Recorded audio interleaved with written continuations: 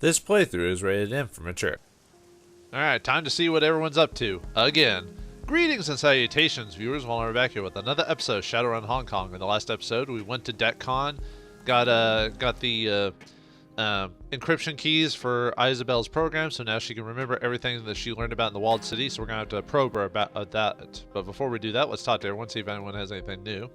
I don't think so. I think a lot of the people are going to have very little dialogue now. There might be like a few guys that have something, but it's going to eventually shorten up to where there isn't going to be as much to talk about. So Ambrose looks rougher and more tired than usual. These dreams are getting out of hand, Wiggles. You got them too, right? I normally wake up more tired than when I fell asleep, but this is nuts. Let's talk about Reliable Matthew. Ambrose sighs. His expression suggests that he had this conversation before. What about Maddie? Why are you giving him BTLs? Why am I giving him BTLs? Ambrose bristles. So he doesn't have to get cheap shit that's gonna fry his brain from a street dealer? That's why. By the way, if you don't give... I already did this a couple episodes ago, and I gave him the drugs, but if you don't give Matthew the thing you can hold him off from giving it to him, he just gets it somewhere else. So, like, later on when you have more conversations with him, he just says he found a seller outside of Ambrose. So yeah, unless you do something pretty drastic, a lot of people who do that type of stuff will find ways to get to it. So those cool blues are pharmaceutical grade. Their track run clean and clear as live opera. Ambrose catches himself. Patient confidentiality. I've already said too much. He's medicated. God knows he deserves it. Fair enough. Sounds like he has a medical need. That he does. What's his deal? He's shy, sensitive guy who's had a rough life. Now he's got a shit job selling people the thing they love to hate. Ambrose shakes his head in exasperation. That poor guy shouldn't harm a fly, but if there's someone who should have failure to adapt tattooed on their forehead, it's Maddie. Sounds like he's in a bad situation with his suppliers. Maddie is always in a bad situation with his suppliers. He's a terrible businessman and used drone sailing. That's a brutal business. You always have a lot more metal on than a lot you can afford, and the commissions are a pittance. Maddie doesn't want to help to do something else, though. He wants to hole up with his little drone buddies and be left alone. Ambrose thrusts his chin out defiantly. There ain't nothing wrong with that. I commend you thinking about him, Wiggles. I really do. A lot of cases like Maddie come through my door, and I feel for them. If I didn't have this gig, I might be right there with him. There but the grace of Chrome, and booty go I. Ambrose makes a mock toast with his arm. To Reliable Matthew. Hold true, little buddy. There's a rest for you at the end of the tunnel. To Reliable Matthew. May, hang in there. Alright, let's talk about something else. This is just depressing. So after you got smashed up, how did you become a street duck? Ambrose's face becomes grim. You want to keep going with this, Wiggles? Alright. After that ambush, things were desperate for a long time. We had to borrow a lot of money. Karen had blown ears and a brain injury. I was drunk of raw meat. It was so bad I was almost euthanized. Shit, I wanted to be put down. Then we turned the tide. Before you continue, why didn't they euthanize you? Because of Karen. She raised holy hell about it. She was trans-Catholic, and they're dead set against suicide. To them, it's the worst sin. See, they think we're all incarnate to do our life's karmic work, no matter how shitty that work is. All other beings in the universe rely upon us to finish it, so we must see our lives through. Personally, I don't buy it. I just can't believe the universe is that cruel. I think the thing is about the universe, if there is really anything outsourced of it, I think it's neutral. And we think it's cruel because it doesn't do anything about it, but I think it truly is a neutral entity that just lets life live on, and crappy things just happen to happen to people, and that's just how it is. So, Ambrose shakes his head in exasperation. Karen was a walking contradiction. She had high aspirations, but she was terrible at that thou shalt not kill or steal or throw people off subway platform stuff. Ambrose rolls his eyes and gives a strained grin. She was like, Ambrose, if you smoke yourself, I'll hunt you down in your next life and gut you. I felt I owed it to her to live. That was the first time I ever felt like I owed anything to anyone. His face clouds with anger and hurt. And then, what she did to me, unfucking believable. Wait, what'd Karen do? Well, that's a raw nerve, Wiggles. Ambrose's brows draws low. He glances with intense anger towards the operating table for a moment. Karen betrayed me. I don't want to talk about it. Wait, how'd you pay all that money back? I'm getting to that. Short answer is I'm still paying it back, but I'm gaining ground. Tell you what, though, it's not the money that's hard, it's the favors. I owe kindly so many favors, I'll probably never pay them all off. This clinic lets me do a lot of things I like, but I also have to do some things I don't like at all. Don't ask about that. Can't tell you. How did you turn the tide? Land the plane, Ambrose. Land the plane, Ambrose. I'm in a hurry. There. Yeah. Our hall had a really high-grade medical program in it. I figured out a wild kludge to run it on my cyber. We borrowed a bunch of money from Kindly and the Chi-Fi tribe to set up Chrome Alley. The rest is history. Thought we'd make a killing. He looks proudly around at the medical clinic, cum machine shop. Yeah, maybe it's not a killing, but it turned out to be a pretty good life. You absconded with high-grade program. The core that you hit may not forget that. Hey, I worry about a lot of the people coming after me. No one's ever really getting out of the shadows, but my trail is cold. I've had this thing for 5 years now. Ripshot is dead. 10-armed Ambrose lives here now. Goodbye, Ambrose. Thanks for your time. Cheers, Wiggles. Talk to you later. Alright, so had a bit of a history there. Oh, by the way, for those who are paying attention, we now have level 4 with our companions, but we don't. I won't mess with that now. I'll mess with that later. Maybe next episode, depending on how things go. Depending on many things, many extra dialogue we have. Freddy Chi-Fi is showing off some fresh ink to everyone who passes inside Club 88. On each forearm he has tattooed an anchor. He demonstrates how they look in various poses, from flexes to his standard arms, folded across his chest. Not bad, Bot. Someone told me that only real sailors get tats like these. Well, I mean, you could get any type of tats when you think about it. I figured it's appropriate either way, seeing as how my meat hooks hit like a pair of anchors. What are you, Popeye? Sailors also eat a lot of spinach. Yeah, I forgot that. I forgot that line of dialogue was in here. You getting cute with me, Wiggles? Because I know, I've been letting you strut about with your arms on account of respect for what you do. Don't go making me rethink that. Because someday soon, this guy here is going to be part of a crew you wouldn't want to tangle with. We'll make you walk the plank or something. You're serious about joining a pirate crew? Hell yes. Now, just any pirate crew. The most exclusive group out there in the water. The Hell's Thunder crew. Heard about them last week. They only take orcs and trolls like me. Tough bastards too, men to be feared. It's the perfect operation for me to join, and I'm sure they'll take me, especially when they learn who my father is. I wouldn't be surprised if they were inspired by him in the first place. Not many troll pirates back in Ball's days. In fact, I bet they'd make me first mate or something, just for being his blood. Have you ever talked with your father about all this? No, I want to be a surprise. Don't want him feeling like he's forced me into the family business, by which I mean piracy, not this fluff we got going on here. Doesn't take a genius to see that my boss has no love for the club. I'm a little afraid he might be jealous when I tell him I'll be shipping out.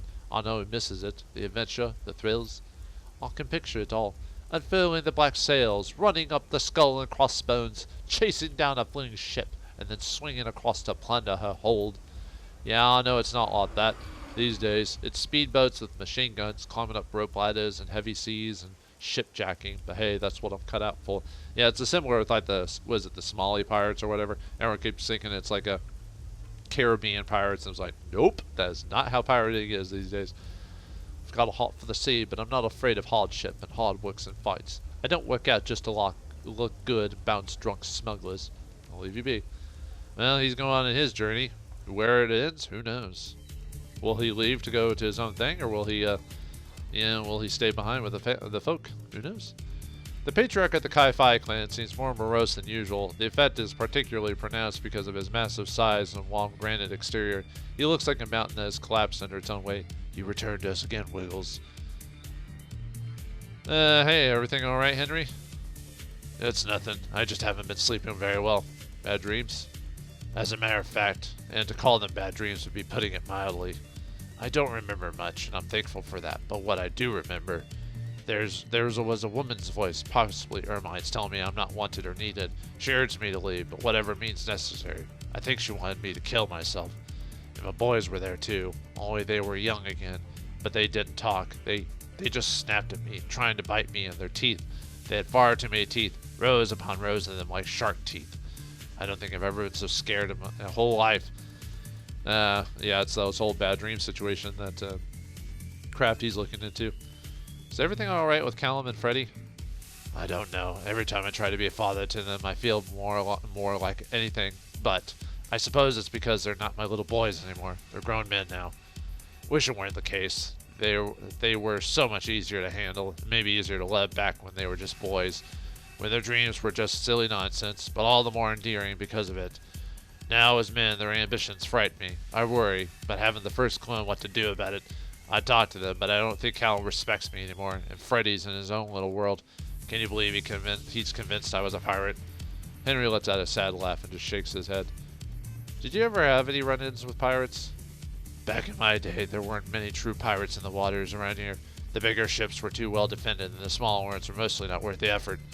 But as time went on, more and more money poured into Hong Kong. That money attracted more sophisticated criminals, rigged vessels, some of them formerly military, firepower, electronic warfare, trained men. I was mostly lucky. Wu Jing was careful with its ships. They gave a lot of ships escorts in and out of port in the stretches where pirates were most likely to strike. Anytime we had big assets in tow, they'd send an escort and an air squadron to cover us. We had some light guns on the tugboat, and that was enough. Pirates saw us for what we were, a trouble magnet with nothing worth stealing. There was only one instance, but we won't be talking about that. There are things I don't want my wife and boys to know about this world, or me. Only BB. Things are getting complicated, or sitcom-ish, except without being super funny. Even though he has a drink in his hand, and the red Callum's eyes is not that of a drunken stupor, but of a barely suppressed rage. An angry troll is a dangerous thing, and an angry drunk troll is a disaster waiting to happen. What do you want? You don't look so good. You should see the other guy. Not to scratch on her, of course. Might be as if she just hit me, but she fights with words, infusing them with guilt and fear and deceit. She gets in your head. It's no wonder I'm having such twisted dreams. Dream? Messed up dreams. Same one, actually. Over and over. I'm lying at a long dining table, like you'd find at a rich man's home. Real wood, polished, set with all the finery. But here I am, right in the middle of it all, while at the main course. I hear whispers all around me. Women's voices. Then one of them approaches, and I see that it's my mother. She doesn't even look me in the eye. She just sees me like an object, some kind of thing. And then she cuts into me. I don't feel any pain. I suppose I'm dead, but I scream anyway. I scream because of the look on her face when she starts to eat the hunk of me she carved off. Her teeth are terrifying. Then another woman approaches, and it's my mother again. They all start devouring me, bit by bit, till there's nothing left. So yeah, problems with your mother, maybe? Yeah, what's it up with his dreams and everything being about teeth? Asking that is like asking for my life story, but the short version is that my parents have been actively working against me since I was old enough to think for myself. But this time it goes beyond discouragement. It's a new low. No other word for it but sabotage. But it's a mirage. Whoever would be my patron is, he works for Bahu, same corp my mother used to work for. Not sure why she quit, but it must have been an ugly break for her to act this way. To think she'd be so spiteful that she'd deny her own son a future because of it. Always thought she just wanted me home, working as a wage slave in her own home. Turns out the bitch just can't stand the thought of me succeeding where she failed. I never really thought about that maybe, that it's just, he doesn't, Mom is afraid he's going to be a wage slave, but yet he thinks he's a wage slave at home. So, I mean, you know, but I'll leave you be. Alright. Now we got a new random Patreon guy we can hire. Brent Shirkley. Something I can help with you, friend. The elf has a hard-set look to his face and the cold stare of someone accustomed to casual violence. The most striking thing about him, however, are the glowing golden tattoos that wrap from his forehead around the back of his head, just over one ear. Nice ink you got there. It's not ink, not really. It's a spell. The elf's tone is flat and disinterested, but he fixes you with an intense stare. Magical tattoos, the kind of thing you tend to pick up in the business. What business is that, anyway? Fixing you with a dubious look, the elf cocks his head. What the hell do you think, man? Anyway, look at you. We're obviously working the same angle here at Hoy. The name's Brent Shirkley. He doesn't extend a hand, but nods at you in greeting. I'm a mage, one of the best in this hemisphere, in fact. Nice to meet you on Wiggles. Good to know you. You need anyone to pick up the magical slack in your team, you can find me here. I've already got that covered. What's your specialty as a mage? What kind of bullshit question is that? Are you interviewing me for a job, renting tuxedos or something? Brent snorts and hunches over the table on one elbow. Magic is about power. You can dress it up however you like, but that's the core of what it is. I've met a lot of magicians that talk about being spiritually in tune with the universe, or reaching a higher state of enlightenment. It's all crap. You focus your will to enact a change in the universe. The stronger your will, the bigger the change. Calling it anything else is just window dressing. Kind of like mages in the World of Darkness series, except mages in World of Darkness are 10 times more powerful than Shadowrun mages, that's for sure. Because they can actually bend reality to their will, unlike the mage in this world. That's why I'll bring the big guns. Fire, lightning, raw force. My will is stronger than steel. Or Kevlar, or stone. A good mage knows whatever how far they can push themselves, and they ride the limit. It's not the blessing of a totem or an idol, but their own skill at knowing the limits, just like an athlete. That's a remarkably open way of putting it.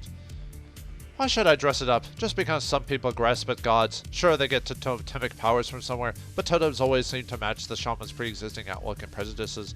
Some people can't accept the power from within themselves, so they have to pretend it's been given to them. Brent lifts a hand, gesturing in the air as he speaks. It's like this. We know we can graph the power out to magical energies. We can benchmark the intensity of spirits and astral energies. The entire basis of modern thaumaturgy is treating magic like any other science. We don't know how everything works, but the same is true for quantum physics. Why should we assume higher powers are at work when the scientific methods can be applied to thaumaturgy? I certainly understand the desire to look for answers in the heavens, but they're just ephemeral as ever. Why don't you use a street name? Brent shrugs, one corner of his mouth curling up in a wry smile. When I started running, I was too young to know better. By the time it mattered, I was too good for anyone else to do anything about it. Since I'm sinless, it's not like any of the megas can attach meaningful information to the name. It's just as meaningless as any street name in terms of tracking me. Besides, street names have always struck me as a little ridiculous. You're gonna call yourself something that sounds like a teenage Matrix handle, and that shows you're serious. Please. I wouldn't be able to look myself in the mirror if I called myself something like Blackheart, Silverhand, or a Darrell. It's just ridiculous. Making fun of internet culture in general. Brent Shortclay is a name that's mine. I've owned it my whole life. Why change that now? What's with the magical tattoos? Oh, this. Brent lifts two fingers, running them across his forehead, across the top of his ear. Got this done in Yokohama a few years back. An old crewmate brother is a tattoo artist out there, specialized in quicken spells. You put this kind of ink in, it's like getting a spell cast on you for good. A ward will knock it down just like normal, but you never have to recast the spell. It just slowly regenerates. A nice alternative to cyberware. That sounds like a pretty great deal. Oh, it is, but here's the catch. It's a constant astral aid to you, no matter where you are. So if you piss off the artist, he can put sending on you long-range medical artillery. It takes a bit to catch up with you, but you'll just explode on the spot.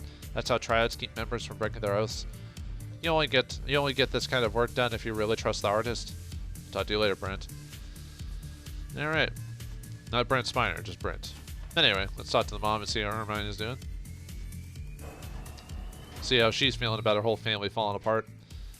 Ermine Kai-Fi cleans and oils the disassembled parts of half a dozen assault rifles and spread across a nearby workbench. Her focus borders on obsessive, like a person rubbing her hands raw from excessive washing. I knew it. I just knew it. You talking about your guns? She looks startled at the interruption, as if her words were not meant for other ears. Oh, nothing. It's nothing. Doesn't seem like nothing. She pauses in her work, staying her hands a moment before finally turning her eyes upward. It's about Callum, the man has been in contact with. I know who he is now, and it's not right. Yeah, you could immediately end the conversation was like, can I just see my gear, please? No. Who is he? Someone I once worked with, Bahu, a superior. He was a powerful man then, and that was over 20 years ago. He has grown even more powerful since, I have no doubt. If he isn't running the Hong Kong branch by now, it won't be long before he is. If that's what he wants, and this is a man who gets what he wants. If he wants Caleb, I think I'm going to lose my son. She returns to her work, clearly trying to lose herself in it. Is Caleb alright? For the moment, yes, but I don't know how I can possibly keep him safe. I can't tell him why, but I have to make him understand that he cannot see this person, ever. But the closer I try to hold on to him, the quicker my boy seems to slip away. I fear her driving him straight into the arms of this man. Whatever happens afterwards, it would be my fault. All my fault. She returns to her work and trying to clearly lose herself in. I'll leave you be. Well, it's the whole, rebellion against your parents type of situation. If you push them in this one. Now, not all children are like that. It usually happens to a lot of them. Some children are like, yeah, that's fine. I'll go in the family business or whatever. But it really depends on their personality and how the parents convinced them to do it in the first place. So, see how Spire Shin's doing. The area behind Shin's table is even more cluttered than usual. Many of the glass cages have been pulled out of their neatly arranged stacks, lying about the floor of the boat like miniature reptilian landmines. Shin is busy checking each cage, marking the contents on a comm link. Be with you in a second, just seeing if an order is complete. Ball python, check. Asian keelback, check. Mexican vine snake, check. The Indian egg-eating snake's there too. Good. Looks like everything is here. Shin nods in satisfaction, placing the calmly down on the table in front of you. Right then, what can I do for you? Thought you didn't sell your animals. I don't, especially not the venomous ones, but this is different. I'm brokering a deal between a reptile wholesaler and a friend of mine who needs a lot of snakes for his next trid production. Shin plants a foot atop one cage, smiling broadly. You ever heard of a man by the name of Dr. Shen Yang? Can't say I have. Well, you know him if you see him. Greasy little dwarf who's friendly with Kaiju Chang. He's a cut-to-rate trid producer who makes some of the most god-awful films I've ever seen. He's always got some scam or other up his sleeve. His films suck, but his schemes seem to pay out. Hey, you can actually make really cheap films that'll do a lot of money. I'm trying to think the stuff that really recently went to the public archive, like Winnie the Pooh and stuff like that. Like that movie's terrible. That like Blood Honey or whatever it is, but it was only made for like less than $1 million or something crazy low. It might have been like 200,000, something like that. But it made like 100 million or something crazy like that. I think it might have been another movie, but it was like it made so much more back on its budget because people just wanted to see what it was all about. And it's bad movies will make money if you produce it right, you know, and spend the money in the places. So these snakes are for the next Trid movie. I think he's called it Martian Snake Witches of the Fourth Reich. It's some terrible science fiction movie about time traveling wizards from the future. Actually, I wouldn't mind seeing that just for a bit of a bad laugh. Shrugging, Shen throws both hands in the air. God knows where he gets the funding for these ideas. They sure don't sell for crap. This one time, he wanted to make a Trid show starring me, White Ming, and the rest of our crew. It was going to be about daily life in a triad, but he wanted to make it a sitcom. I don't really know what's so comedic about extortion, racketeering, and assault, but that's a strange little brain for you. You can make anything funny, depending, given the premise. It's the way you present it. But anyway, keep safe, Shen. Yeah, like I said, some people aren't going to have much in the way of major conversations because we've done a lot of them, so a lot of them are going to start becoming shorter and shorter. So, or there won't be much to add. So we'll get to the point where some missions, everyone will just have a line of dialogue and that'll be it. So, all right, let's see. Let's give you some metadata, Mr. Law. Oh wait, no, we don't have anything. Never mind, because the whole thing with Isabel is not something for the whole group, so never mind. I forgot he didn't have anything, so we do, actually there is something we have to do with him later, but not right this second. So all right, let's see if Matthew's about. There he is. See if he's got anything to say. Wiggles, he is looking at you. Reliable Matthew gives it a big wink and shooter eyes side. His eyes don't seem to reflect the emotion as usual. You in the market for high-powered, grade-A autonomous helpers? Are you just here to hang out? Because if you're just here to hang out...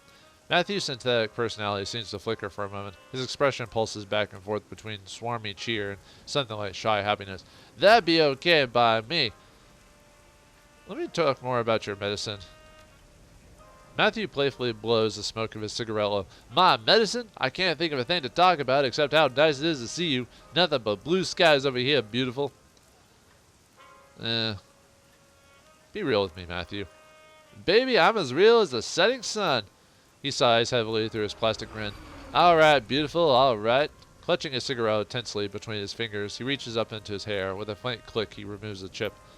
His expression goes slack and his shoulders slump. Matthew struggles to maintain eye contact as a slow tide of melancholy washes over his face.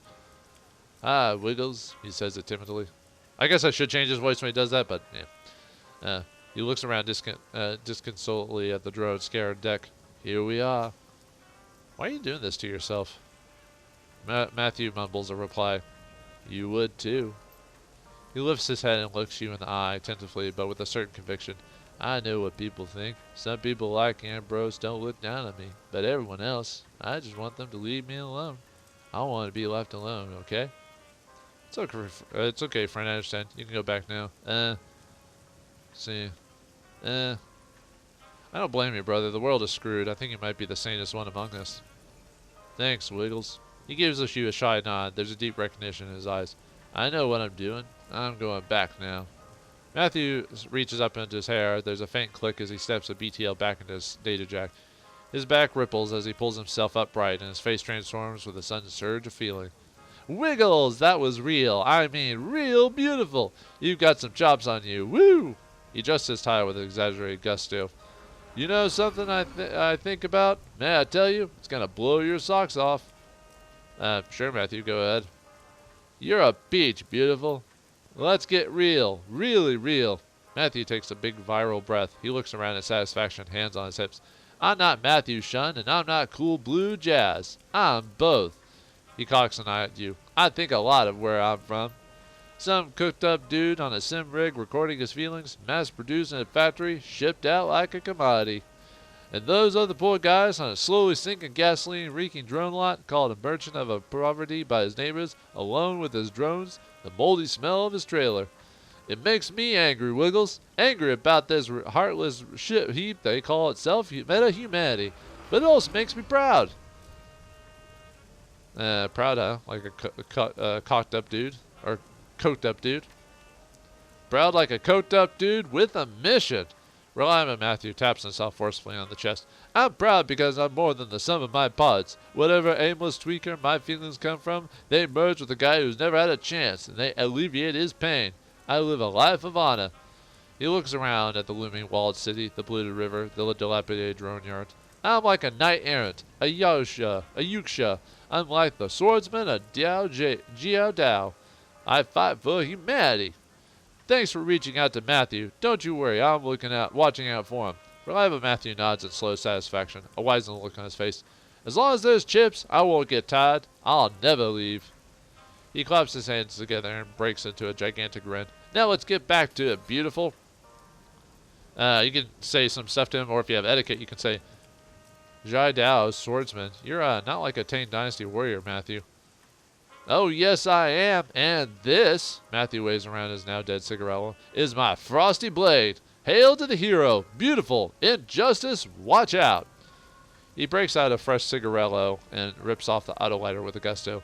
By the way, we get a karma for that. It bursts to life in a puff of rank blue smoke. He regards you with a sly, exaggerated smile. Now, my honorable brethren in arms, how can I brighten your day? Just hanging, Matthew. Good to see you. Right on, beautiful, right on. Reliable Matthew smiles blissfully, looking around at the docks. He admires the looming, oppressive mass of the walled city.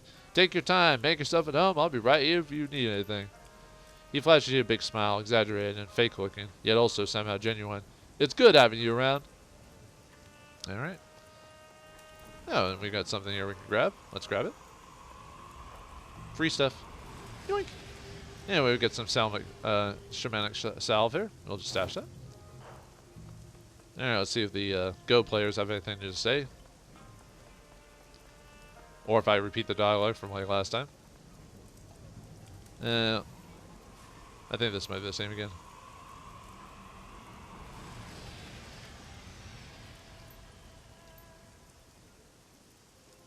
Yeah, it's the same dialogue. Sorry, I was double checking. Okay, just making sure if it was the same dialogue or not. So, all right, let's talk to Crafty, see what she's doing. I think she should have some new. Now that we've done Isabel's quest, she should have some new dialogue. Nope, we've got a new character in here. We'll talk to him in a second. I wonder who it is. A heavy scent buffets your senses. The scent of pure, unadulterated book. Woody, musky, dusty. The light, herbal incense from a forest smells like an afterthought in the wake of paper smell. Looking around, you see that the shopkeeper has abandoned her earlier feeble attempts at organizing the text. Several of the towers of books are now reduced to piles on the ground. A piece of paper caught somehow in a ceiling rafter rustles gently above you. Pizza delivery. You hear of a shuffling of papers and have a pop up of a pile of blankets and books. I'll take it over here. Her eyes fall on you. She slumps back into a pile, disappointed. You're not pizza. No, it sure helped me find you, though. She mumbles something inaudible, then pulls herself up. You owe me for that one. She glances around the place. Oh, I'm sorry about the mess. I was up all night reading. Or rather, up every night reading.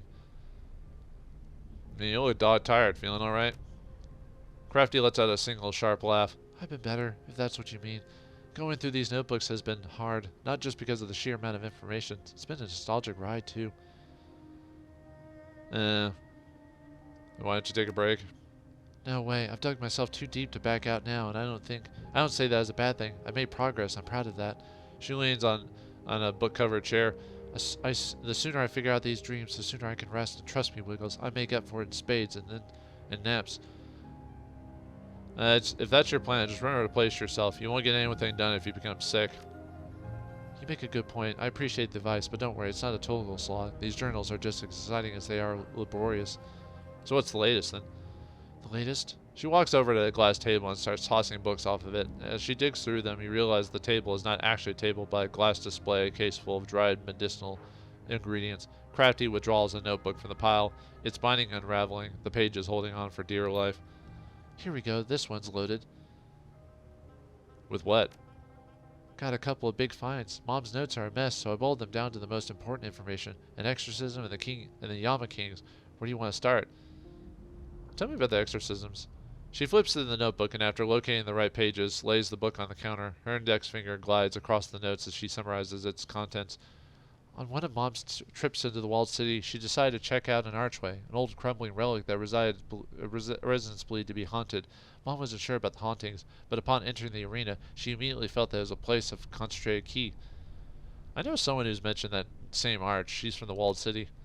Crafty looks up from the notebook. I believe that. It's a fairly prominent landmark. Seems to me like most people from the walled city would at least have heard of it, if not seen it.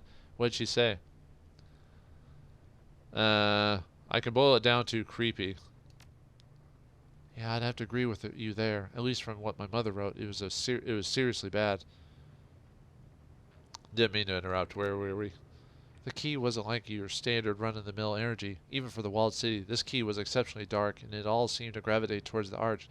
So she did what any kook of her magic brand would try, a Taoist exorcism. Did something explode? You could say that. The exorcism failed, and something happened to her. She broke. My mother had entered the city strong, confident, and capable. But when she left that day, it's hard to explain, as if the experience left her vulnerable to those base horrors within the walled city. She grew paranoid and became frail in mind and body, a mere shadow of her former self.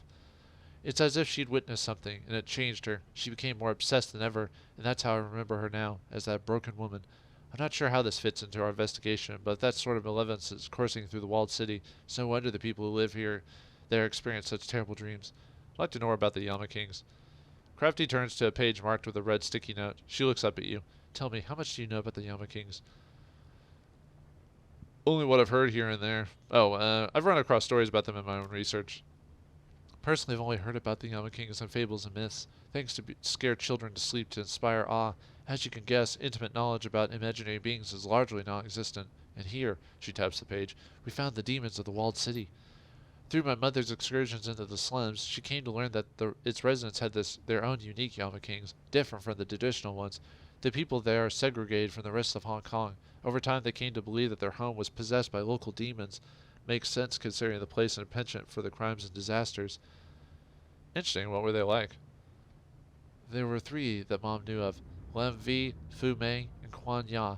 Each Yama King is associated with the negative energy of which they feed. Lam Vi feeds from cowards, Fu Meng from the guilty, and Quan Ya slaves.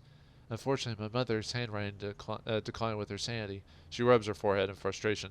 She has a lot of details in here about these local Yama Kings, but I can only make out bits and pieces. There's a list, something here about... Her mouth twists sideways and her eyes squint, straining to read the notes. Rules, maybe laws of some sort? The thing that stood out to me is here. She plops a finger onto the page. It's about the propriety surrounding ownership and deals, exchanges, and negotiations. Luncheons? No, that last part can't be right. Anyway, it says the Yama Kings, under rules of laws, must adhere to the terms of a deal.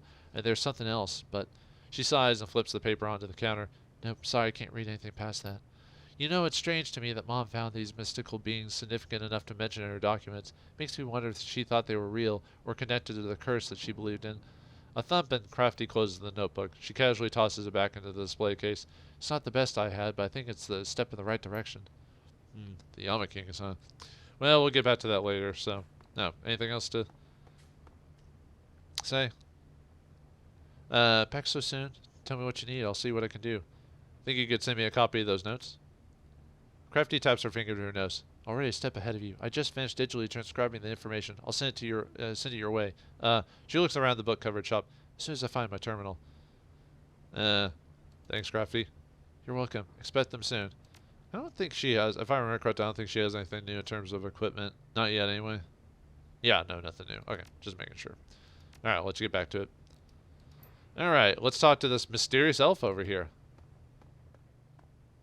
Who's there? Hey, for those who played Shadowrun Returns or Dragonfall, this is Algernon from. He made an appearance in both those games. You thought it was weird that he wasn't the main owner of the shop in this game. Well, they haven't come back in a sense. This austere, refined-looking elf is browsing the shop's collection of talisman, herbs, and crystals. Noting your approach, he turns to face you. Good evening, my friend. I hope it's been a pleasant one. It's pretty good so far. You? The elf crocks his head, considering the question. I've definitely had worse nights, without a doubt. As I suspect have many who live here in Hawaii, one need only look at the walled city to see how far into misery and squalor one can fall. My name is Algernon Halfdream. It is a pleasure to make your acquaintance. Algernon does not extend his hand, but he does incline his head politely. It's not quite a bow, but almost. You don't sound like a local. No, I am not. I admit, though, I have been to Hong Kong many times in the past. I was acquainted with Mao's mother, Eleanor. Algernon spares a moment to survey the shop. I must say it's been kept in wonderful condition, if not improved somewhat, with all the papers everywhere. Where are you originally from? I have been traveling my entire life and rarely stay in one local for long. I would consider nowhere and everywhere my home. When you speak as many languages as I do, it's inevitable that they begin to blend together, though I've always had a particular fondness for Cantonese. It has a lyrical quality few other languages can match. I don't know if I believe that. You been in a walled city? No. There's a leaden finality to Algernon's tones. He pauses for a moment before elaborating. I've looked around outside and spoken to some residents who trade at the edge, but I am not interested. The misery and hopelessness of those within it is overwhelming, and I would prefer not to venture too much near such a wall of negativity, but those emotions have colored and warped astral space in a unique fashion, one that felt was worth studying, albeit from afar. He shakes his head sadly. Such a waste of human potential, to think of all the ways the world and fate have failed those people. You've got some interesting eyes, Algernon. Do I? I've never really thought about them, to tell you the truth. They allow me to see, and there our relationship ends. Surely there must be many people in Hawaii with interesting eyes. The cyber surgery is so common these days, it's almost routine. Well, most people's eyes don't glow, Algernon. I suppose that's true, but there are so many inexplicable quirks of genetics in this post-awakened world. Birds that summon lightning, dogs that breathe fire, cats that transform into lions. Glowing eyes seem a small thing, taken in comparison to all those things. Are you a mage or a shaman? What makes you think I am either of them? Perhaps I simply am an inquisitive soul. Algernon smiles and gestures towards the racks of magical accessories on the wall. Of course, a merely inquisitive soul will not be interested in purchasing any of these. Perhaps I am both or neither. The nature of magic is fluid, especially in these tumultuous times, so soon after the dragons have awoken. Too many people try to draw binary divisions between methods of thaumaturgy, and at the head of things there is a will, there is power, and there is change. See you later, Algernon. Safe travels, my friend. Alright, well, nice to see the reference to Algernon there. Alright, let's head into the ship and talk to our companions. This might be another long episode for conversation bits. We'll see how it goes, though. You're weird how I'll split like mission episodes in half, but I won't split the conversation episodes long because, well, that's just the way things go. You enter the trawler to find your crew gathered together waiting for you. Isabel has her head buried in her PDA. The rest of them stand watching her, trying to be patient. Isabel, it looks like you have something to tell the class. The dwarf paces up and back, trying to decide how to begin. I've been doing my homework on Josephine Singh and Singh's mechanical services. I assume it's just a standard run-of-the-mill mechanical services company. Actually, as far as I can tell, it is. Isabel lifts her PDA to her face and consults her notes. In 2011, Singh Mechanical Services was a D-level corp floundering in the shallow end of Hong Kong's corporate pool. That's when Josephine Sri married into the family. Josephine thought big. She conceived of a massive project that would catapult TMS into the big time, something she called the Prosperity Project. Prosperity? That's what Raymond was mumbling about. What does this have anything to do with Raymond? It has nothing whatsoever to do with Raymond Black. It has everything to do with Edward Sang. Let me guess. Josephine's husband or son? Son. Duncan's jaw drops open. What? No, come on. Raymond Black is actually Edward Sang, the only son of Josephine Sang and her late husband Breakwata Sang. So our secret foster grandmother is trying to kill us. It looks that way, yeah. Rector chuckles softly to himself. Secret grandmother? What the hell's going on, Isabel? Start from the beginning. Okay, here we go. Once upon a time in the 1900s, the walled city was a densely populated slum. Something like 30,000 people crammed into 6.5 acres. Wait, I've heard this story before. It's a shithole. Hell on earth. Yada, yada, yada. That's today's walled city, the second walled city. The first walled city started life well over 100 years ago and lasted through both world wars and almost through the awakening. It was torn down in 1994 when the government had finally had enough. It had become such a haven for criminals that the cops would only enter in a large, well-armed group. Sounds familiar. In 2021, Josephine Sang proposed a vision for a new type of low-income housing project, the Prosperity Project, a self-contained low-cost walking neighborhood for the poor, but on a grand scale. The Prosperity Project would give Hong Kong's poor and the flood of refugees pouring into the country a place that they would call their own, something that felt more permanent than the sprawling tent city that spontaneously sprang up after the first walled city was demolished. Oh good, a visionary. Isabella's response is flat as a board. No kidding. The Prosperity Project would replace the tent city and would be symbolically built on the site of the old walled city. The slogan was, "A place of dignity where prosperity begins." And ends apparently. The apartments weren't much better than the space you get in your average coffin motel, but they were built around plazas and marketplaces that contained goods and services catering to the poor. Ah, drug dealers, prostitutes. This sounds just like the first walled city. The government forgot the lessons of the last walled city. They loved the idea of containing the refugees and the poor to only a few densely populated blocks. It kept them out of the public eye. Kept the tourists happy, too. Isabel gives Gobbet a flat, shut-up expression. Gobbet smirks in reply. Securing the walled city job was the first step towards Sang becoming what it is today, towards putting Josephine Sang on the executive council. Well, that doesn't line up. How'd she get so powerful by building a slum? It wasn't the slum that made her rich. From what I've read, the walled city job was a disaster. By all accounts, her prosperity project should have landed her in the poorhouse. That wasn't what happened, though. After the walled city went up, TMS landed contract after contract, huge and lucrative ones. Nobody knows why those were the jobs that propelled TMS into the big time. So where's Raymond coming to all this? Not Raymond, Edward. Edward Sang was in charge of laying the groundwork for the walled city, excavation and utilities running in power lines, sewage, that kind of thing. Wait, that doesn't make any sense. Remember that massive gray water leak that flooded the basement back in '48? When we got back from the camping trip in the Salish, Ray screaming bloody murder about that? Lou nods, smiling. I never seen him so angry. He sobers. So did Raymond know how to fix it? No. Raymond didn't know the first thing about sewer lines. He hired a small army of plumbers, probably paid him double what the job was worth to fix the thing. It took almost 2 months to get the leak under control. And Josephine put him in charge of the utilities? No wonder the walled city smells like that. I don't think Raymond had anything to do with the utilities in the walled city. So, if this man was not in charge of the utilities for the project, what was he doing down there? I don't know, but Edward Sang disappeared from the public eye shortly after Prosperity was completed around 2031. That's about the time he moved to Seattle, and around 7 years before he found us. But what happened in the walled city? And what would make Raymond want to go back in there now after all these years? I don't know, but I intend to find out. And yeah, for doing that little meet and greet, we get 4 karma points. And I think that's a good place to stop. We talked with all the people in town, and now we got a little bit of information for the backlog. So now it's time to check the computer and check with our allies and see what else is going on. What else is going on? Will we get some interesting tidbits about our companions? And will a possible ally in town suffer the fate because he talks too much? Find out next time in the next episode of Shadowrun Hong Kong. Almost messed it up there. Thanks for watching. Hope you enjoyed, and I'll see you next time.